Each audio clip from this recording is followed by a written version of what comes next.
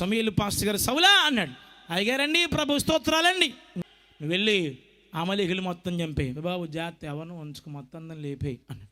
ఆయన దగ్గర గింగిరి దూపినట్టు అన్నాడు అని పక్కకి వెళ్ళి ఆ గగ్గు అనబడిన ఆ అమాలేకులకు రాజును సింహాసనం పక్కనే పెట్టుకొచ్చాడు.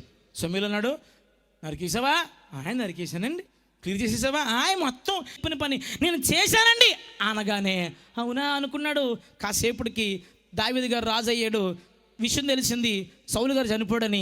ఎలా చచ్చిపోడారంటే, ఏ అమాలేకినైతే విడిచిపెట్టాడో, ఏ అమాలేకినైతే చంపకుండా విడిచిపెట్టాడో అదే అమాలేకిడు వచ్చి ఈ వ్యక్తిని చంపేశాడు.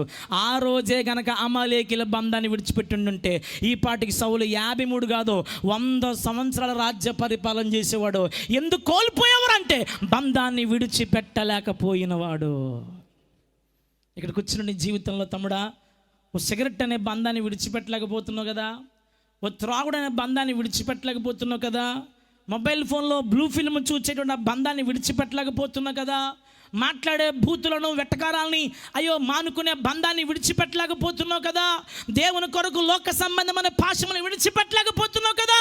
అయితే జాగ్రత్త, నువ్వు మనకంటే పాడి ఆవులు కడు శ్రేష్టమైన సంగతి నీకు సవీనంగా తెలియజేస్తూ ఉన్నాను. ఆ బంధాలను విడిచిపెట్టిన ఈ ఆవులు ఏం చేస్తున్నాయట? నిబంధన మందసమును మోస్తూ ఉన్నాయి.